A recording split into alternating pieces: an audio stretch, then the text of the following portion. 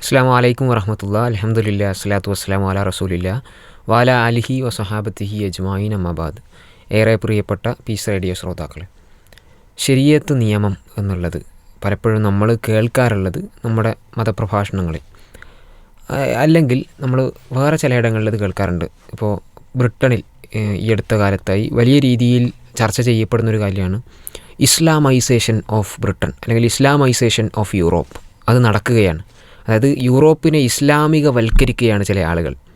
ശരീഅത്ത് നിയമം ഇതാ UK കൊണ്ടുവരാനിരിക്കുകയാണ് എന്നൊക്കെയുള്ള തരത്തിൽ പേടിപ്പെടുത്തുന്ന, അല്ലെങ്കിൽ ആളുകളെ ഭീതിയിലാക്കുന്നതോ ഉണ്ടോ. ഇസ്ലാമിക ശരീഅത്ത് നിയമം ഇവിടെ വരാൻ പോവുകയാണ്, നമുക്കൊന്നും ഇനി ഇവിടെ ജീവിക്കാൻ പറ്റില്ല, അല്ലെങ്കിൽ ഇവിടെ വലിയ പ്രശ്നങ്ങൾ സംഭവിക്കാൻ പോവുകയാണ് എന്നുള്ള നിലക്കുള്ള ചില ചർച്ചകളൊക്കെ ഈ അടുത്ത് ഉണ്ടായിരുന്നു. നമ്മളെ സംബന്ധിച്ചിടത്തോളം, അല്ലെങ്കിൽ ഈ ശരീഅത്ത് നിയമം എന്താണ്, അല്ലെങ്കിൽ മുസ്ലിങ്ങളായിട്ടുള്ള ആളുകളെ സംബന്ധിച്ചിടത്തോളം, അത് മനസ്സിലായിട്ടുള്ള ആളുകളെ സംബന്ധിച്ചിടത്തോളം ഒരുപക്ഷെ അങ്ങനെയുള്ളൊരു ഭീതിയോ പേടിയോ ഒന്നും ഉണ്ടാവില്ല. പക്ഷേ അതിനപ്പുറം നിൽക്കുന്ന ആളുകൾ, ഈ ഇതെന്താണ് എന്ന് മനസ്സിലായിട്ടില്ലാത്ത ആളുകളെ സംബന്ധിച്ചിടത്തോളം ശരീഅത്ത് നിയമം എന്ന് പറഞ്ഞു കഴിഞ്ഞാൽ അതെന്തോ കൈവെട്ടലും, അല്ലെങ്കിൽ വ്യഭിചരിച്ചു കഴിഞ്ഞാൽ എറിഞ്ഞു കൊല്ലുക, ഇങ്ങനെ കുറേ ഭീതിതമായിട്ടുള്ള കുറേ കാര്യങ്ങളാണ്. ഇതാണ് ഇസ്ലാമിക ശരീഅത്ത് നിയമം. അതുകൊണ്ട് നമ്മൾ പേടിക്കണം. ഇത് പേടിപ്പിക്കാൻ വേണ്ടി കുറേ ആളുകളും മലയാളത്തിലടക്കം ചാനലുകൾ റൺ ചെയ്യുന്നുണ്ട്.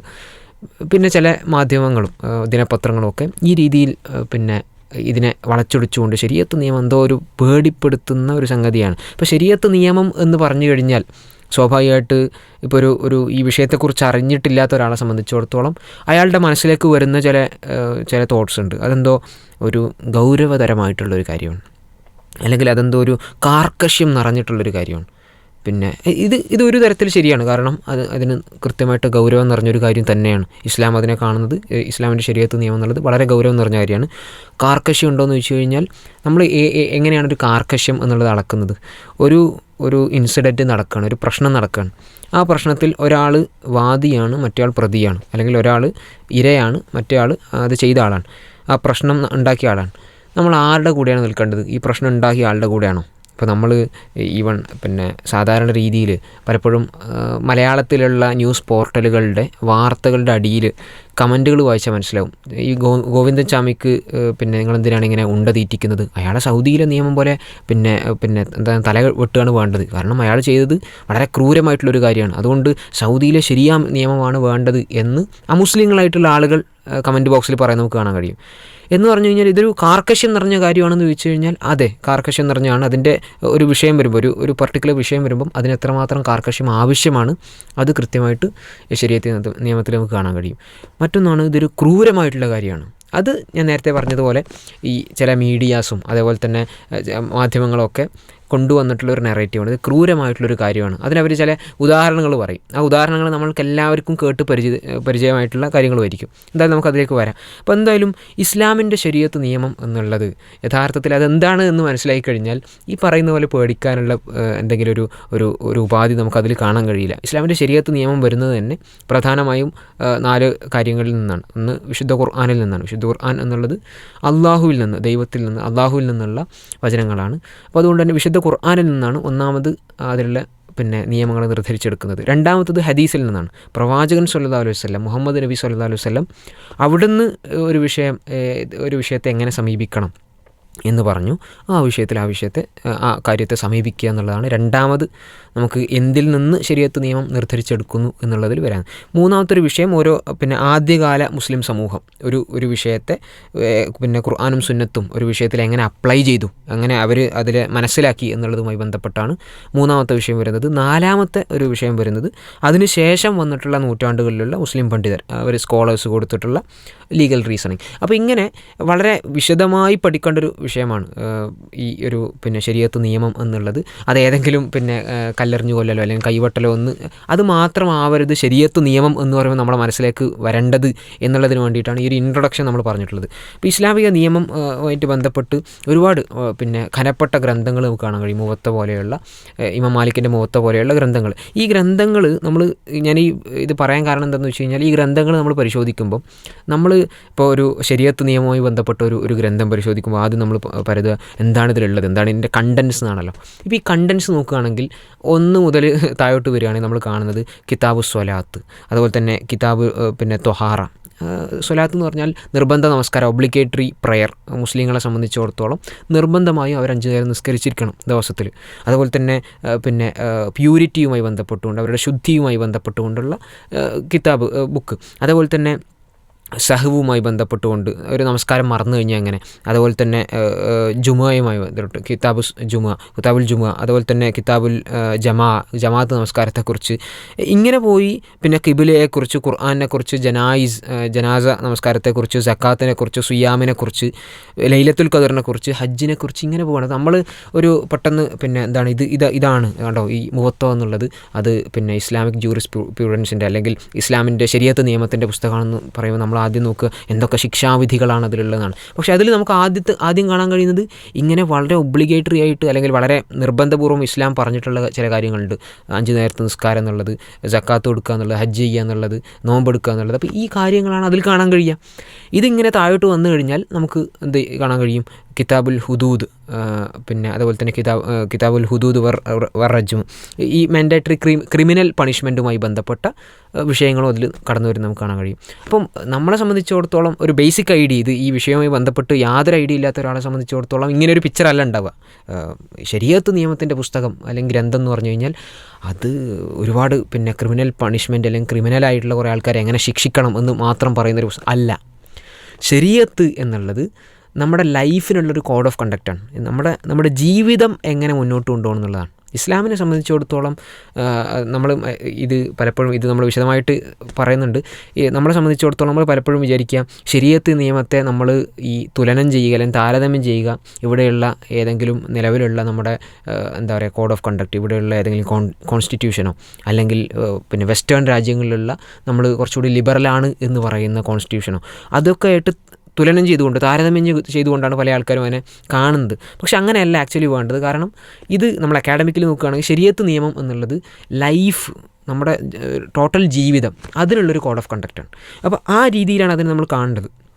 അത് ഏതെങ്കിലും രീതിയിൽ ക്രിമിനൽ ലോസിനെ മാത്രം പറയുന്ന ഒരു വിഷയമല്ല എന്നുള്ളതാണ് ഞാൻ പറയാൻ ശ്രമിക്കുന്നത്. അപ്പോൾ ഇത് മനസ്സിലാക്കുക എന്നുള്ളതാണ് ഒന്നാമതായിട്ട് നമ്മൾ ചെയ്യേണ്ട ഒരു വിഷയം. അപ്പോൾ ഈ ഇസ്ലാമിക നിയമശാസ്ത്രവുമായി ബന്ധപ്പെട്ടുകൊണ്ട്, ജൂറിസ്പ്രുഡൻസുമായി ബന്ധപ്പെട്ടുകൊണ്ട് അല്ലെങ്കിൽ ശരീഅത്ത് നിയമവുമായി ബന്ധപ്പെട്ടുകൊണ്ട് പലപ്പോഴും പല ആളുകൾക്കുള്ളൊരു വിഷയമാണ് ഞാൻ നേരത്തെ പറഞ്ഞ പോലെ ക്രൂരമാണ് ഈ ഇസ്ലാമിൽ നിന്ന് പറഞ്ഞാൽ ഭയങ്കര ക്രൂരമാണ്, നമുക്കൊന്നും സഹിക്കാൻ പറ്റാത്ത അസഹനീയമായിട്ടുള്ള എന്തോ ഒരു പരിപാടിയാണ് എന്ന് വിശ്വസിക്കുന്ന ആൾക്കാരുണ്ട്. അവർക്ക് വേണ്ടി ഒരു ഉദാഹരണം പറഞ്ഞാൽ ഇസ്ലാമിക് ജൂറിസ്പ്രുഡൻസ് ഒരു വിഷയത്തെ എങ്ങനെ സമീപിക്കുക, കിതാബുൽ ഹുദൂദ് റജ്മിൽ കാണാൻ കഴിയുന്നൊരു കാര്യമാണ്. ഈ ക്രിമിനൽ ലോസുമായി ബന്ധപ്പെട്ടുമാണ്, അതാണല്ലോ ഏറ്റവും കൂടുതൽ വിമർശിക്കപ്പെടുന്നത്. അപ്പോൾ അതിൽ അല്ലെങ്കിൽ തെറ്റിദ്ധരിപ്പിക്കപ്പെടുന്നത്, കാരണം വിമർശിക്കാൻ ഒരാൾ പഠിച്ചു കഴിഞ്ഞാൽ വിമർശിക്കാൻ പറ്റും, പക്ഷേ തെറ്റിദ്ധാരണ ഉണ്ടാവാം. കാരണം പഠിക്കാത്ത ആളുകൾക്കാണ് തെറ്റിദ്ധാരണ ഉണ്ടാവുക. അപ്പോൾ ആ വിഷയത്തിൽ ഉള്ള ഒരു സംഭവം പറയാം. അതിൽ ഉദ്ധരിക്കുന്ന ഒരു സംഭവം, മായിസ് റളിയല്ലാഹു അൻഹു, അദ്ദേഹം പ്രവാചകൻ, അദ്ദേഹം ഒരു വ്യഭിചാരം എന്ന് പറയുന്നൊരു പ്രവൃത്തിയിൽ ഏർപ്പെടുകയാണ്. ഇസ്ലാമിൻ്റെ നിയമം പ്രകാരം വ്യഭിചരിക്കുക എന്ന് പറഞ്ഞു കഴിഞ്ഞാൽ അവർക്ക് കൃത്യമായിട്ടുള്ളൊരു ലോ ഉണ്ട്. അവരെങ്ങനെ ശിക്ഷിക്കണം എന്നുള്ളതിന് ലോ ഉണ്ട്. അത് അവർ വിവാഹം കഴിച്ചതിന് മുമ്പാണെങ്കിൽ ഒരു ശിക്ഷയാണ്, വിവാഹം കഴിച്ചതിന് ശേഷമാണെങ്കിൽ മറ്റൊരു ശിക്ഷയാണ്. മായിസ് റളിയല്ലാഹു അൻഹു അദ്ദേഹം വിവാഹം കഴിച്ച ഒരു ആളാണ്. അദ്ദേഹത്തെ സംബന്ധിച്ചിടത്തോളം അദ്ദേഹം ആ ഒരു തെറ്റ് ചെയ്തു എന്നുള്ളത് അദ്ദേഹത്തിന് ബോധ്യമായി. അദ്ദേഹം അതിൽ അള്ളാഹുവിനോട് പശ്ചാത്തപിച്ചു. പക്ഷേ അദ്ദേഹത്തിന് അടങ്ങിയിരിക്കാൻ കഴിയുന്നില്ല. കാരണം അത്രയും വലിയൊരു ശിക്ഷയാണ് അടുത്തൊരു ലോകത്ത്. ഇസ്ലാമിനെ സംബന്ധിച്ചിടത്തോളം ഈ ലോകം എന്നുള്ളത് പരീക്ഷണമാണ്. അടുത്തൊരു ലോകം വരാനുണ്ട്. അപ്പോൾ ആ ലോകത്ത് ഞാൻ രക്ഷപ്പെടില്ല അല്ലെങ്കിൽ രക്ഷപ്പെടുമോ എന്നൊരു ഭയം അദ്ദേഹത്തിൻ്റെ മുന്നിലുള്ളത് കൊണ്ട് തന്നെ അദ്ദേഹം ആദ്യം സമീപിക്കുന്നത് അബൂബക്കർ റളിയല്ലാഹു അൻഹുവിനാണ്. അബൂബക്കർ റളിയല്ലാഹു അൻഹുവിനോട് അദ്ദേഹം ഈ വിഷയം പറയാണ്. അബൂബക്കർ റളിയല്ലാഹു അൻഹു തിരിച്ച് അദ്ദേഹത്തോട് ചോദിക്കുന്നത് ഇത് മറ്റാരെങ്കിലും അറിയുമോ എന്നാണ്. ഇത് മറ്റേതെങ്കിലും ആളുകൾ ഇത് അറിഞ്ഞിട്ടുണ്ടോ, ഇതൊരു പബ്ലിക്കായിട്ട് ഇത് അറിയോ? അപ്പോൾ അദ്ദേഹം പറയുന്നു ഇല്ല, ഇത് മറ്റാർക്കും അറിയില്ല, ഞങ്ങൾക്ക് മാത്രമേ അറിയൂ എന്ന് പറയാണ്. അങ്ങനെയാണെങ്കിൽ നീ അള്ളാഹു സുബ്ഹാനഹു വ തആലയോട് എന്ത് ചെയ്യുക, പാപമോചനം തേടുക എന്നാണ് അബൂബക്കർ റളിയല്ലാഹു അൻഹു പറയുന്നത്. പക്ഷേ ആ ഒരു ഉത്തരത്തിൽ അല്ലെങ്കിൽ ആ ഒരു മറുപടിയിൽ അദ്ദേഹത്തിന് തൃപ്തി വരുന്നില്ല. കാരണം ഇസ്ലാം ഒരു നിയമം പറഞ്ഞിട്ടുണ്ട്, അത് എറിഞ്ഞു കൊല്ലുക എന്നുള്ളതാണ്. വിവാഹം കഴിച്ച ശേഷം ഇങ്ങനെയുള്ള വിചാരത്തിൽ ഏർപ്പെടുന്ന ആളുകളെ സംബന്ധിച്ചിടത്തോളം അവർക്കുള്ള ശിക്ഷ എറിഞ്ഞു കൊല്ലപ്പെടുക എന്നുള്ളതാണ്. അപ്പോൾ അത് സ്വീകരിക്കാതെ ഞാൻ ഈ ലോകത്തുനിന്ന് വിട പറഞ്ഞു കഴിഞ്ഞാൽ പിന്നെ അടുത്ത ലോകത്ത് അതിൻ്റെ കോൺസിക്വൻസസ് എനിക്കുണ്ടാകും, പ്രത്യാഘാതങ്ങൾ എനിക്കുണ്ടാകും എന്ന് അദ്ദേഹത്തിന് ആ മനസ്സിലുള്ളൊരു കുറ്റബോധം. അതുകൊണ്ട് അദ്ദേഹം ഈ മറുപടിയിൽ തൃപ്തനാകാതെ ഉമർ അള്ളാഹുവിൻ്റെ അടുത്ത് പോവാണ്. ഉമർ അള്ളാഹുവിനോട് ഈ വിഷയം പറയാണ്. അവിടുന്ന് ഉമർ അള്ളാഹുവിനും പറയുന്നത് അള്ളാഹുവിനോട് പാവചനം തേടുമെന്നാണ്. പക്ഷേ അതിലും തൃപ്തി വരാതെ അവസാനം റസൂൽ സല്ലല്ലാഹു അലൈഹി വസല്ലമയുടെ അടുത്തേക്ക് മായിസ് റളിയല്ലാഹു അൻഹു എത്തുകയാണ്. അങ്ങനെ ആദ്യത്തെ ദിവസം അദ്ദേഹം എത്തി. അദ്ദേഹം ഈ കാര്യം റസൂലിനോട് പറഞ്ഞു. റസൂൽ മുഖം തിരിച്ചു കളഞ്ഞു. അടുത്ത ദിവസം വീണ്ടും വന്ന് മായിസ് റളിയല്ലാഹു അൻഹു ഈ വിഷയം പറയുന്നു. റസൂൽ വീണ്ടും മുഖം തിരിച്ചു കളയാണ്. മൂന്നാം ദിവസവും ഇതേ കാര്യം നടക്കുകയാണ്. ഇദ്ദേഹം വന്ന് വിഷയം പറയാണ്, എന്നെ ശിക്ഷ നടപ്പിലാക്കണം എന്ന് പറയാണ്. പക്ഷേ റസൂൽ വീണ്ടും മുഖം തിരിച്ചു കളയാണ്. നാലാമത് വീണ്ടും ഇദ്ദേഹം ചെയ്ത സ്വന്തം നഫ്സിനോട് ചെയ്തിട്ടുള്ള ഈ ഒരു പാതകം അത് അദ്ദേഹം തുറന്ന് പറയുന്നത് നാലാമത്തെ ദിവസം തുടർന്ന സമയത്ത് റസൂൽ സല്ലല്ലാഹു അലൈഹി വസല്ലം അവിടെയുള്ള അദ്ദേഹത്തിൻ്റെ ഒരു റിപ്പോർട്ട് പ്രകാരം അദ്ദേഹത്തിൻ്റെ ഫാമിലി മെമ്പേഴ്സിനോട്, മറ്റൊരു റിപ്പോർട്ട് പ്രകാരം അവിടെയുള്ള ആളുകളോട് അദ്ദേഹത്തെക്കുറിച്ച് ചോദിക്കുകയാണ്. ഇദ്ദേഹത്തിന് എന്തെങ്കിലും മാനസികമായി പിന്നെ എന്തെങ്കിലും പ്രശ്നം സംഭവിച്ചിട്ടുണ്ടോ, അദ്ദേഹത്തിന് എന്തെങ്കിലും ഒരു ഇൽനെസ്, എന്തെങ്കിലും അസുഖം ബാധിച്ചിട്ടുണ്ടോ? കാരണം ഇതിൻ്റെ ശിക്ഷ അത്രത്തോളം ഭീതിതമാണ്, അല്ലെങ്കിൽ അത്രത്തോളം കഠിനമായിട്ടുള്ളൊരു ശിക്ഷയാണ് ഇസ്ലാമിനെ സംബന്ധിച്ചിടത്തോളം ആ വിഷയത്തിലുള്ള വ്യഭിചാരം എന്നുള്ള വിഷയത്തിൽ ആ ഒരു കഠിനമായിട്ടുള്ളൊരു ശിക്ഷയാണുള്ളത്. അപ്പം ചോദിക്കുകയാണ്, യാതൊരു പ്രശ്നവുമില്ല. ഇദ്ദേഹം വിവാഹം കഴിച്ചതാണോ? വിവാഹം കഴിച്ചിട്ടുണ്ട്. അപ്പോൾ വിവാഹം കഴിച്ച ആളുകളെ സംബന്ധിച്ചിടത്തോളം ഇസ്ലാമിൻ്റെ ശിക്ഷ എന്നുള്ളത് എറിഞ്ഞു കൊല്ലപ്പെടുക എന്നുള്ളതാണ്. അപ്പോൾ അങ്ങനെ അദ്ദേഹത്തിന് എറിഞ്ഞു കൊല്ലാൻ വേണ്ടി അദ്ദേഹത്തിനെ പിന്നെ ആ ഒരു ശിക്ഷയ്ക്ക് വിധേയനാക്കുന്നതാണ് നമുക്ക് പിന്നീട് കാണാൻ കഴിയുന്നത്. അപ്പോൾ ഞാനിത് പറഞ്ഞതെന്തെന്ന് വെച്ച് കഴിഞ്ഞാൽ, അദ്ദേഹം ആ ശിക്ഷയ്ക്ക് ശേഷം അദ്ദേഹത്തിന് വേണ്ടി റസൂൽ നമസ്കരിക്കുന്നതും അദ്ദേഹത്തിന് വേണ്ടി പ്രാർത്ഥിക്കുന്നതും അദ്ദേഹത്തെക്കുറിച്ച് നല്ലത് പറയുന്നതൊക്കെ നമുക്ക് ചരിത്രത്തിൽ കാണാൻ കഴിയും. അപ്പോൾ ഞാനിത് പറഞ്ഞതെന്ന് വെച്ച് കഴിഞ്ഞാൽ, പല ആൾക്കാർക്കുള്ളൊരു തെറ്റിദ്ധാരണ എന്താണെന്ന് വെച്ച് കഴിഞ്ഞാൽ, ഇസ്ലാമിക നിയമം എന്ന് പറഞ്ഞു കഴിഞ്ഞാൽ ആരോ എവിടുന്നോ എന്തോ പറഞ്ഞു, ഇന്ന് രണ്ടാൾക്കാർ വ്യഭിചരിച്ചിട്ടുണ്ട്, അതുകൊണ്ട് നേരെ അവരെ പിടിച്ചു കൊണ്ടുവരുന്നു, കെട്ടിയിടുന്നു, അവരെ കല്ലെറിഞ്ഞു കൊല്ലുന്നു. ഇതാണ് പല ആൾക്കാരുടെയും ചിന്താഗതി, അല്ലെങ്കിൽ അവരെ അങ്ങനെയാണ് പഠിപ്പിക്കപ്പെട്ടിട്ടുള്ളത്. പക്ഷേ യാഥാർത്ഥ്യം ഇതാണ്. ആരാണോ തെറ്റ് ചെയ്തത് അവർ വീണ്ടും വീണ്ടും ഏറ്റുപറയുകയാണ്. ഏറ്റുപറയാണ്. ആ ഒരു ശിക്ഷ നടപ്പിലാക്കേണ്ട ആളുകൾ പോലും അതിൽ നിന്ന് കുറച്ചുകൂടി ഡിലേ ചെയ്യുകയാണ്. കാരണം അത് അത്രയും ഡീറ്റെയിൽഡ് ആയിട്ടുള്ള ഒരു പ്രോസസ്സാണ്. അല്ലാതെ ഒരാളെ കണ്ടപാട് എറിഞ്ഞു കൊല്ലുക, അങ്ങനെ ഒരു പ്രശ്നം കണ്ടു അതുകൊണ്ട് എറിഞ്ഞു കൊല്ലുക എന്നുള്ളതല്ല ഇസ്ലാം പഠിപ്പിച്ചിട്ടുള്ളത്. അപ്പോൾ ഇത് മനസ്സിലാക്കുക എന്നുള്ളതാണ് ഇതിൻ്റെ ഒന്നാമത്തെ പോയിൻ്റ് എന്നുള്ളത്. ഇൻഷാ അല്ലാഹ് ഈ വിഷയവുമായി ബന്ധപ്പെട്ടുകൊണ്ട് ഇനിയും അടുത്തൊരു എപ്പിസോഡിൽ നമുക്ക് ചർച്ച ചെയ്യാം. അപ്പം നമ്മളിവിടെ പറഞ്ഞു വെച്ച കാര്യം എന്താണെന്ന് വെച്ച് കഴിഞ്ഞാൽ, നമ്മളെ ചില ആളുകൾ പഠിപ്പിച്ച് ചില മീഡിയാസിലൊക്കെ വന്നിട്ടുള്ളത് പോലെ ഇസ്ലാമിക ശരിയാ നിയമം എന്ന് പറഞ്ഞാൽ അത് ഭയങ്കര ക്രൂരമാണ്, അത് ആളുകളെ എറിഞ്ഞു കൊല്ലാൻ, പിന്നെ എന്തെങ്കിലും ഒരു പ്രശ്നം കണ്ടു കഴിഞ്ഞാൽ അപ്പോൾ എറിഞ്ഞു കൊല്ലുന്നതാണ്. അല്ല, ഇതൊരു ഡീറ്റെയിൽഡ് പ്രോസസ്സാണ്. അത് പുതിയ കാലത്ത് വളരെ ഡീറ്റെയിൽഡ് ആയിട്ടുള്ള പ്രോസസ്സാണ് എന്നുള്ളതാണ് ഒന്നാമത്തെ ഈ ഒരു എപ്പിസോഡിൽ നമുക്ക് കിട്ടുന്നൊരു ടേക്ക് അവേ പോയിൻറ്റ്. ഇൻഷാ അല്ലാഹ് അടുത്തൊരു എപ്പിസോഡിൽ നമുക്ക് വീണ്ടും കാണാം. ഇൻഷാ അല്ലാഹ്. അസ്സലാമു അലൈക്കും വറഹ്മത്തുള്ളാഹി വബറകാതുഹു.